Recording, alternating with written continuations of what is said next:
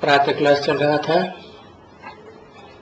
23 मई 1968 गुरुवार को 10वीं पेज के मध्यांश में बात चल रही थी।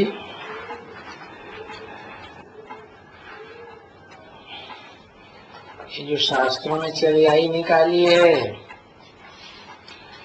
तो उससे उनकी बुद्धि देखो कैसी हो गई है। साइंस निकल रही है जिससे वो अपने कुल का विनाश करेंगे और ऐसे विनाश करेंगे कि बहुत बहुत ढेर बनाए हुए हैं। तुम बच्चे कुछ ख्याल नहीं करना है, न तुमको कुछ ख्याल रहता है। नहीं तो ये तो अभी चाहिए तो एक दुनिया है सारी, पर वो लिखते हैं कि ऐसी अगर और भी कोई दुनिया इकट्ठी हो बड़ी बड़ी तो भी हमें इतना सा खलास कर देंगे, है ना। इतना तो है इनके पास मसाला, और बोलते हैं कि हम तो सुधार कर रहे हैं, दुनिया का इम्प्रूवमेंट कर रहे हैं। ऐसे हम इनको विनाश कैसे करेंगे तो इनको जरा भी दुख न हो, बस बम फूटा और ये गया। क्यों? अरे ड्रामा बना हुआ है ना, क्योंकि बाप समझाते हैं जब विनाश होगा फिर ये अस्पताल वगैरह तो रहेंगी नहीं, न डॉक्टर रहेंगे न दवाइयां रहेंगी। हमारे बच्चे आत्माएं हैं, उनको दुख होता है ना। अब आत्मा को दुख होता है तो शरीर को भी होता है। आत्मा निकल जाए तो शरीर को खलास करेंगे, बाकी शरीर में आत्मा है उसे मारो तो दुख होता है। आत्मा निकल जाए तो कुछ दुख होता है क्या? कुछ भी नहीं। आत्मा है तो सुख दुख है। तो बाप बोलते हैं जब इनकी आत्माएं निकल जाएं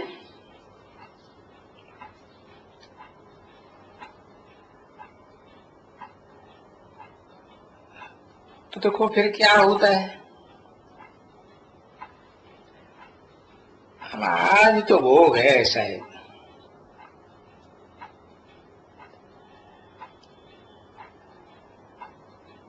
आत्मा ही निकल जाए तो फिर इनकी वो दवा मरम्मत कहाँ से होगी।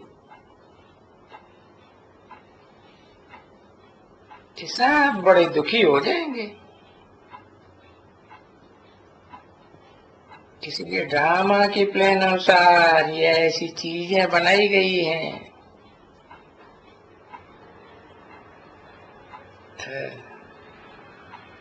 कि तुम बच्चे कुछ भी रड़ियां नहीं मार सकेंगे। क्यों? न अस्पतालें होंगी न नर्सें होंगी, कुछ भी नहीं होगा। इनसे तो एकदम ऐसे बनाते हैं, देखो बोलते तो है ना, इतने में खलास कर देंगे चुटकी में। जैसे तुम बाप से वर्षा लेते हो इतने में, एक सेकंड में मुक्ति जीवन मुक्ति का वर्षा ले लेते हो। ऐसे वो बोलता है हम विनाश भी इतने में करेंगे। ऐसे ऐसे वो बॉम्ब बनाते हैं। बाप भी कहते हैं कि बरोबर, बात तो ठीक है,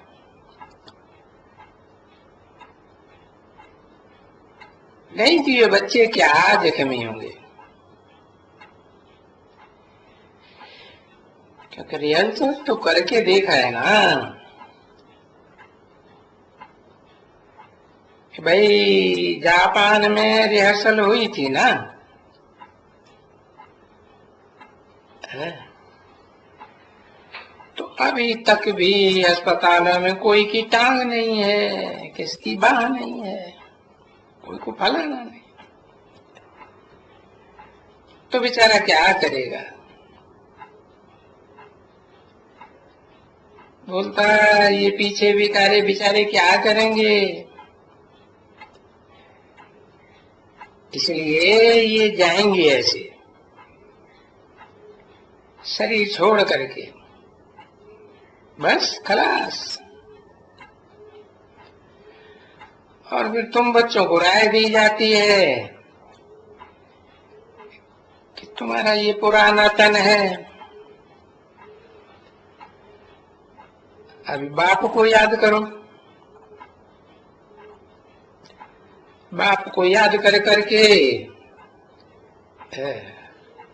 मन बुद्धि से याद करेंगे तो बाप का संग का रंग लगेगा ना।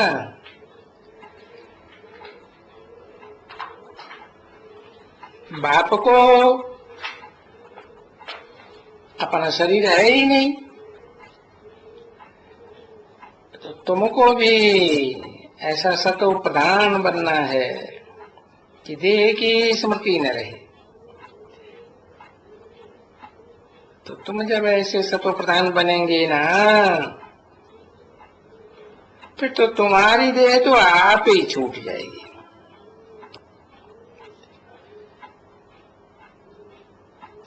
ऐसे होना चाहिए।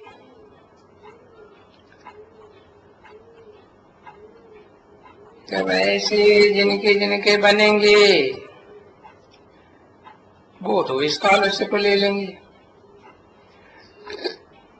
इसलिए पुरुषार्थ करते रहो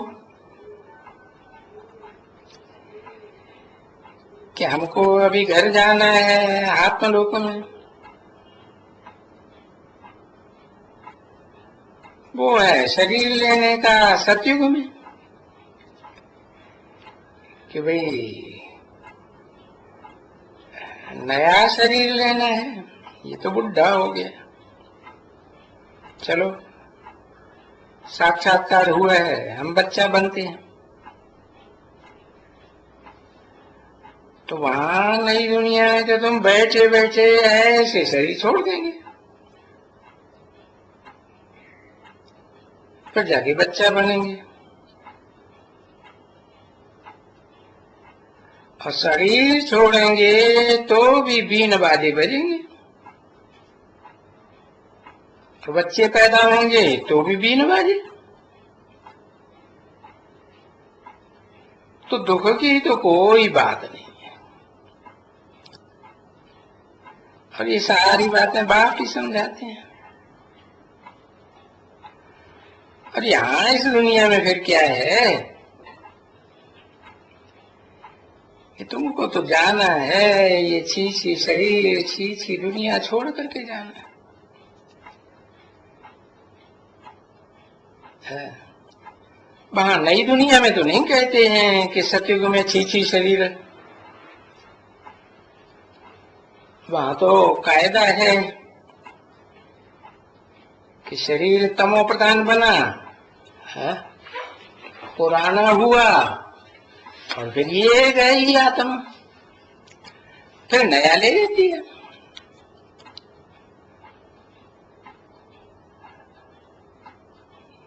23 मई 1968 की प्रातः क्लास का 11वां पेज। और फिर यहाँ तो है ये 84 जन्म की पुरानी धन।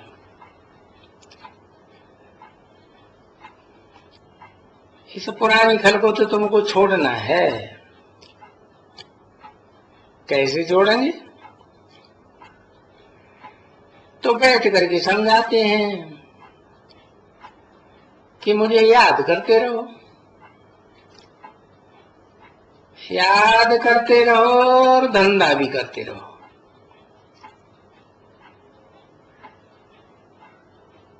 ऐसे नहीं कि मना करते हैं, नहीं, सब कुछ करते रहो।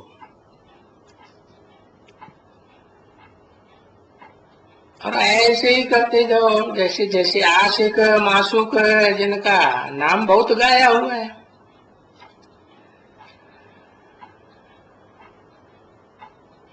जिसके ऊपर फिदा होते हैं वो तो चमड़ी के ऊपर फिदा होते हैं ना।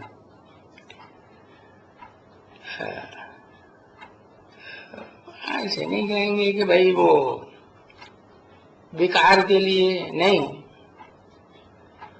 तो तुम भी किसके लिए? तुम भी बच्चे मासूक हो ना। एक मासूक की आशिक वो मासूक है, तुम अंजाम करते हो। बाबा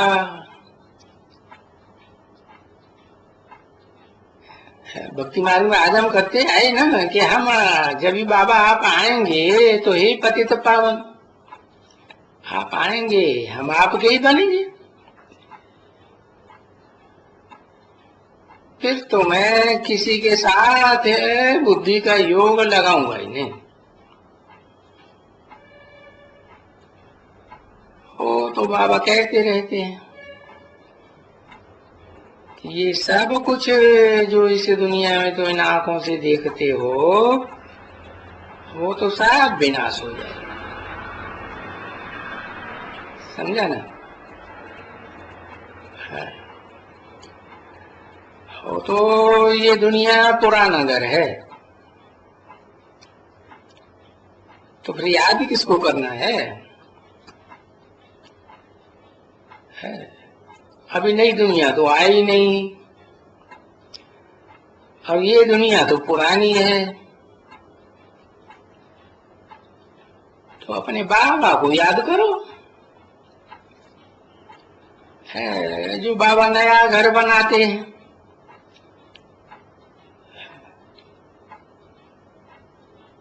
बाबा ने बोला है ना,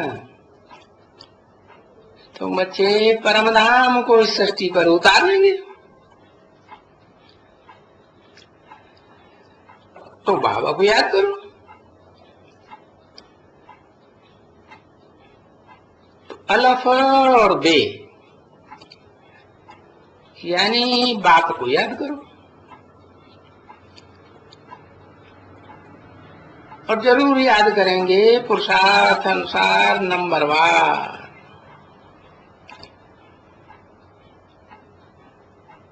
याद भी जरूर करेंगे, और फिर यहाँ राजधानी भी स्थापन जरूर करेंगे। तो ये है ज्ञान, जिस ज्ञान से सदगति होती है। और ये ज्ञान देते हैं निराकार।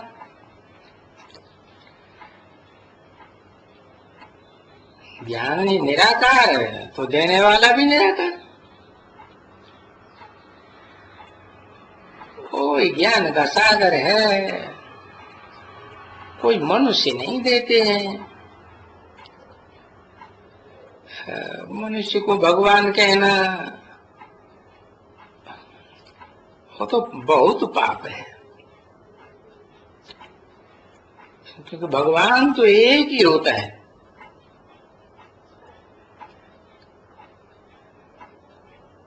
जो आ करके हमको गति सदगति देते हैं, इसको कहा जाता है ज्ञान का सागर, पतित पावन। क्योंकि वो तो शरीर रहित है ना, तो वो आ करके सबकी सदगति करते हैं। बोलते हैं मैं साधुओं का जो उद्धार करता हूं।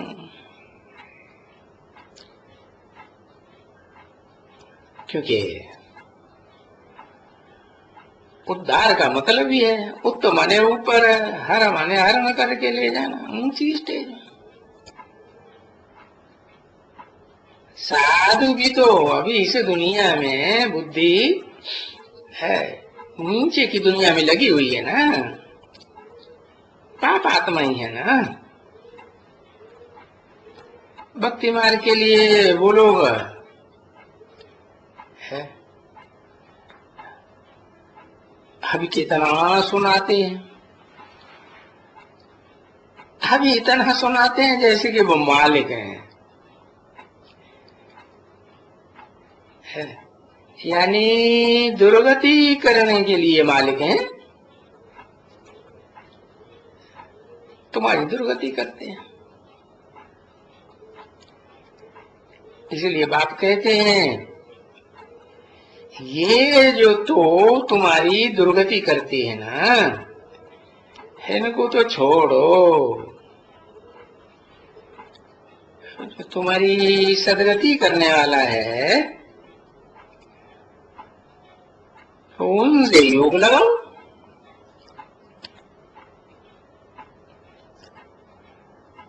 तो खुद आकर कहते हैं हे आत्माओ, हे भाइयों, ऐसे कहते हैं ना, सब भाई भाई तो है ना, आत्मा है, सब भाई भाई है। तो भाइयों भाइयों का बाप भी तो चाहिए ना, तो बाप आते हैं, कब आते हैं? संगम युग पर आते हैं, जब के सभी भाइयों को वर्षा देते हैं, नंबरवार ही देंगे ना। यानी आत्माओं का हक है बाप से वर्षा लेना है। अब वो आत्मा भले स्त्री की हो या पुरुष की आत्मा हो, वर्षा तो जन्म जन्मांतर का आत्मा को मिलता है ना।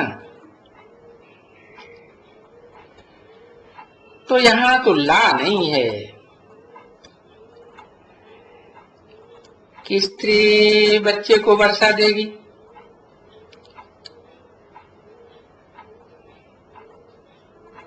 और बच्ची को भी नहीं देना है।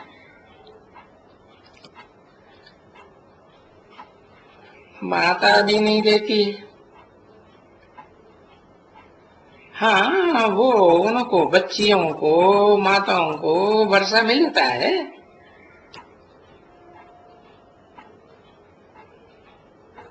वो दूसरा जो जा करके ऐसी निराकारी स्टेज में स्थिर हो जाता है।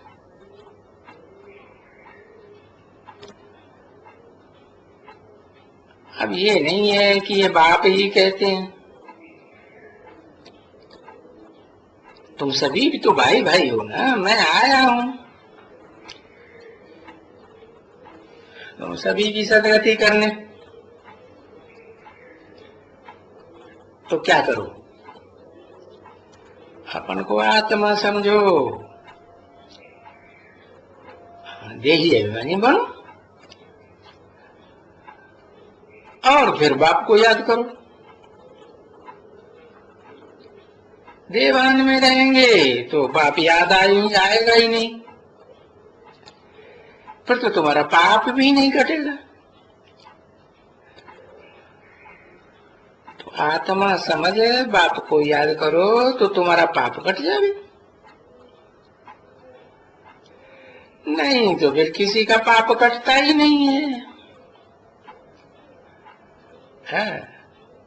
भले तुम जन्म जन्मांतर जैसे गंगा में स्नान करते आए हो, करते रहो,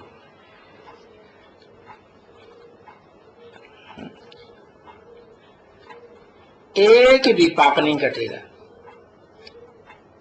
बल्कि और ही पाप बनते जाएंगे।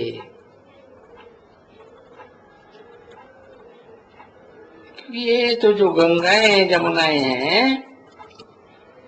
ये तो अनादि चली चली आई थी। इनमें तो शहरों का कचरा ही पड़ता है ना। अरे ये बॉम्बे का सारा कचरा कहाँ जाता है? सागर में ही जाता है।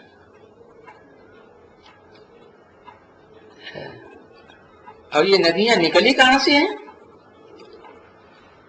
सागर से ही तो नदियां निकलती हैं ना।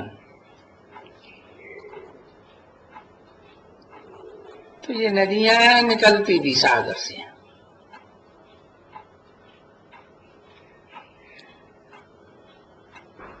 ओम शांति।